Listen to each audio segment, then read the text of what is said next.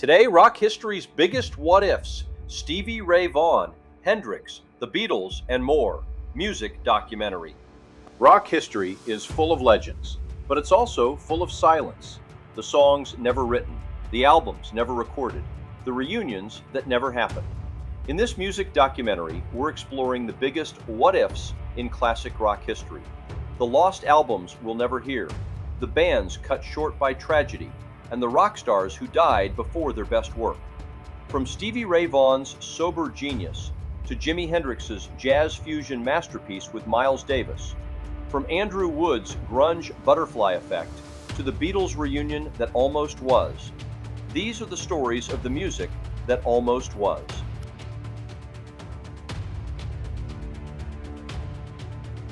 Pure tone, clean break. This isn't just rock history. It's one of music's biggest what-if scenarios, the kind that haunts every classic rock fan and every late-night music documentary binge. By 1990, Stevie Ray Vaughan wasn't a rising talent or a blues curiosity. He was a rock legend in real time. 4 years sober, laser-focused, his sound sharper than ever, faster, tighter, but somehow more spiritual. Go back and listen. His early records start to feel like demos for what was coming next. This is where the story shifts. He had just wrapped a run of shows at Alpine Valley with Eric Clapton, a true classic rock summit. Old guard, new guard, all sharing one stage. Stevie wasn't just a blues man anymore. He was the missing link between vintage blues heroes and the next wave of guitar icons. If you're into lost albums, unreleased music, and bands that almost changed rock history, this is where the chill sets in. Because Stevie's What If isn't about collapse, it's about liftoff. Imagine the 1990s with a sober, peak performance Stevie Ray Vaughan. In a decade obsessed with grunge, alternative, and lost albums like the Lost Album of Nirvana, Stevie could have been the anchor, the guy who kept the blues in the mainstream while everything else went noisy and distorted. He would have been the mentor every young guitar hero needed. Picture Stevie guiding players like John Mayer or Gary Clark Jr. in real time, not as influences on a playlist, but as a living, breathing force on stage and in the studio. In another timeline, every modern blues rock documentary has him front and center, not just in flashback footage. And he wouldn't have stayed in one lane. A sober, focused SRV screams crossover. Film scoring, dark, atmospheric blues soul soundtracks. Massive experimental records that blend classic rock grit with cinematic intensity. The kind of lost albums and unreleased music fans would still be dissecting today, asking how one man kept stretching the genre without breaking it. But here's the cut. Stevie Ray Vaughan didn't die in a spiral like so many rock stars who died before their best album. He didn't fade out, didn't vanish into the usual rock tragedy script. He died at the top of the mountain, at his cleanest, at his strongest, playing some of the best guitar of his life. That's what makes this one of rock's most brutal what-if scenarios. We didn't just lose a guitarist, we lost the man who was poised to keep the blues alive in the mainstream for the next 30 years. In a world obsessed with classic rock and lost albums, Stevie is the ultimate band cut short by tragedy story. Except this time, it wasn't a band. It was a one-man revolution. And his next chapter never got written, but the echoes are still playing if you know where to listen.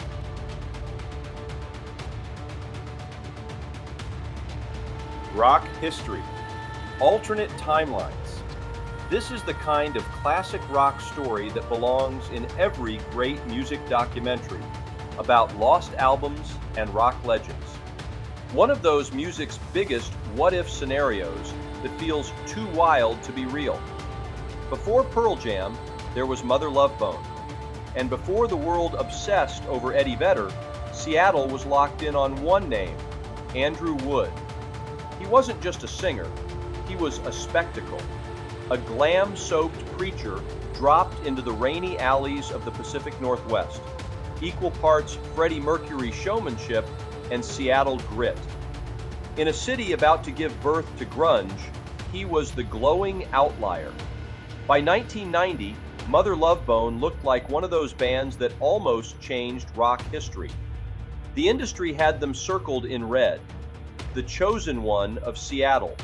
Their debut record, Apple, was loaded, cocked, and aimed at a rock world that had no idea the grunge explosion was coming. This was a lost album in the making, an unreleased music legend just waiting to happen. Then came the silence. Days before Apple's release, Andrew Wood was found unresponsive from a heroin overdose. He died shortly after. Overnight, a band that could have redefined classic rock vanished. The future of Mother Love Bone didn't just stall, it disintegrated. And that's where the real what if, Jimi Hendrix didn't die, level question begins. Because if Andrew Wood lives, Apple doesn't become a cult classic. It becomes a multi-platinum monster. In that reality, the so-called Seattle sound looks different. Less dark, less sludgy, more flamboyant, more glam-heavy, more theatrical. Imagine grunge with glitter and stadium strut instead of only flannel and gloom. Imagine rock history bending toward one larger-than-life frontman instead of a generation defined by introverted anti-heroes. Now push it further. If Andrew Wood never dies, Pearl Jam almost certainly never exists. Stone Gossard and Jeff Ament only formed Pearl Jam out of the wreckage of their grief, building a new band from the ashes of Mother Love Bone. No tragedy, no rebirth. No Alive. No Jeremy. No Black. One of the biggest bands cut short by tragedy never needs to be reborn, because the original band never falls. So how would rock history be different if Andrew Wood had survived? You erase a cornerstone of 90s classic rock. You erase some of the most important songs in modern rock history. You replace them with a totally different lineage, one where Mother Love Bone is headlining arenas, where Apple is not the lost album of a doomed band, but a defining record of its era.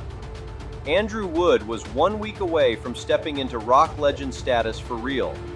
1 week away from being the kind of name you'd hear alongside Kurt Cobain and Chris Cornell in every rock history deep dive. Instead, he became something else, the unseen architect of a movement he never got to witness. One life, one album, one overdose, and behind it all, one of rock's greatest what-if scenarios still hanging in the Seattle air, begging the next music documentary to finally tell the full story.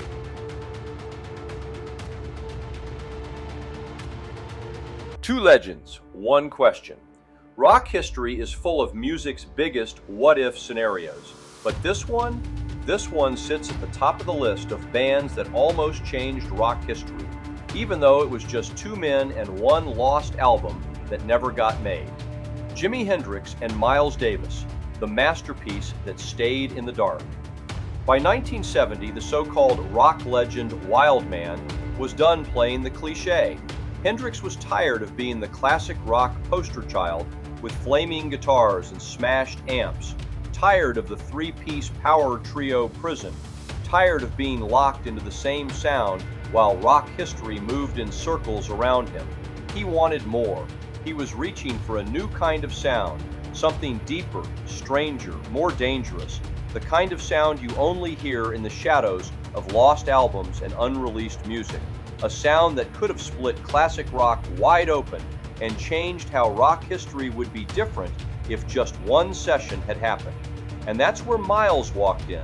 Miles Davis, the jazz assassin, the man behind Bitches Brew, a rock history outlaw without a guitar, already playing in the same universe bands cut short by tragedy never got to reach. Miles heard in Hendrix the future of rhythm and electricity. Hendrix heard in Miles the roadmap to the cosmos. They talked, they schemed, they circled each other like two planets about to collide. They weren't just trading compliments, they were planning a record, a full fusion album, a music documentary dream scenario. One of those lost albums that YouTube commenters argue about at 3 a.m. A full-length project that could have been the answer to every fan who's ever asked, what if Jimi Hendrix didn't die? The plan was simple on paper, explosive in reality. Jimi and Miles were scheduled to hit a London studio and cut an album that might have become one of the greatest music documentaries never filmed. Heavy rhythms, cosmic solos, jazz colliding with classic rock. Unreleased music that would have shattered the wall between the rock legends of Woodstock and the future of electric jazz. This wasn't just another jam session. If it had happened, that record could have redrawn the map of rock history. Imagine a world where the biggest what-if videos on YouTube weren't about the lost album of Nirvana or rock stars who died before their best album, but about the album that actually got made, Jimi Hendrix and Miles Davis live in the studio inventing the future. But the tape never rolled. Jimi missed the session. He died in London on September 18, 1970. Another name added to the list of bands cut short by tragedy, except this time, it's not a band. It's something bigger. A collaboration that could have erased the fake borders between black music and white music, between rock stages and jazz clubs, between classic rock radio and the underground. Now it sits in the dark with all the other music's biggest what-if scenarios. So imagine it. Imagine the 70s with Hendrix not as just a rock legend frozen at 27, but as a jazz fusion pioneer chasing Miles through the outer reaches of sound. Imagine the future of rock history if Hendrix had plugged his guitar into Miles's universe and turned the volume past 10. How would rock history be different if that one album existed? Would we still talk about genres the same way?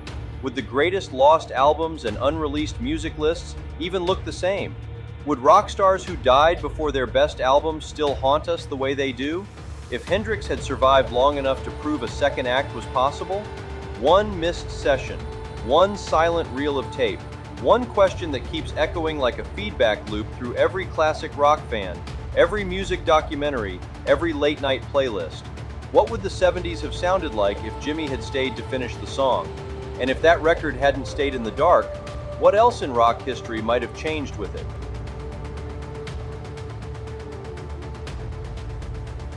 Beatles, almost back. Rock history has a handful of moments that feel less like facts and more like bad dreams, and this is one of music's biggest what-if scenarios of them all. In the world of classic rock and deep dive music documentaries, there's no story more haunting than the Beatles reunion that almost happened in 1981. This isn't just another tale about rock legends. It's one of those lost albums of history, the greatest unreleased music that never even made it to tape. By the late 70s, the Fab Four weren't just icons frozen in time, they were men who had survived fame, lawsuits, and burnout. The courtrooms quieted, the bitterness cooled. For the first time in a decade, it felt like one of those bands that almost changed rock history might actually get a second chance. Together. Then John Lennon came back. Double Fantasy drops in 1980, a rebirth. He's healthy, grounded, in love with life again. More than that, he's talking to Paul. Really talking. Behind the scenes, the whispers start. Maybe this isn't just a fantasy. Maybe the biggest of all music's what-if scenarios is about to flip into reality. The Beatles in the 1980s. Not as an oldies act, but as a reunited force ready to rewrite rock history all over again. And then, December 8th, 1980. In an instant, a band that once defined classic rock becomes the ultimate symbol of bands cut short by tragedy. If John Lennon isn't taken that night, the 1981 reunion isn't some wild fan theory, it's almost a lock, a near certainty. And that's where the story turns from documentary fact to chilling speculation. One of the greatest bands that almost changed rock history, again. Now picture this, the 80s, but with a reformed Beatles standing at the center of it all. MTV is exploding, stadium rock is taking over, synth pop is rising. Instead of watching rock splinter into scenes, you've got the Beatles anchoring the chaos, experimenting with digital recording, pushing boundaries, collaborating with the very bands they originally inspired. This isn't just unreleased music, this is the lost album of an entire era. Think about the records. Maybe we talk today about the Beatles' lost albums from the 80s and 90s, the same way we whisper about the lost album of Nirvana, a catalog of ghost tracks that never got pressed, featuring four legends writing from a place of maturity instead of mania. Rock stars who died before their best album? Lennon might be the most painful example. Because with the Beatles, it wasn't just one lost record, It was an entire unwritten chapter. These wouldn't have been nostalgia tours. They wouldn't have been trapped in the 60s. A reunited Beatles in the MTV age would have been music's biggest what-if scenario turned reality. A band that once changed everything stepping back into the ring to do it again. The synth era, the stadium era, the early digital revolution, all filtered through the greatest songwriting partnership in rock history. And that's the sting. We didn't just lose John, we lost the second half of the story. We lost the chance to see four rock legends grow old together, to hear the songs they would have written in their 40s and 50s, tracks that now exist only in imagination. The greatest ghost tracks of all time aren't sitting in some vault. They're trapped in a timeline we never got to live in. But this is just one chapter, because when you start talking about bands cut short by tragedy and rock stars who died before their best album, the rabbit hole of lost albums and unreleased music goes a lot deeper. And the next story on this list might be even darker. Let me know in the comments if you would like a part 2, and please remember to like and subscribe. Also, check out my community feed for interesting facts and interactive polls. Till next time.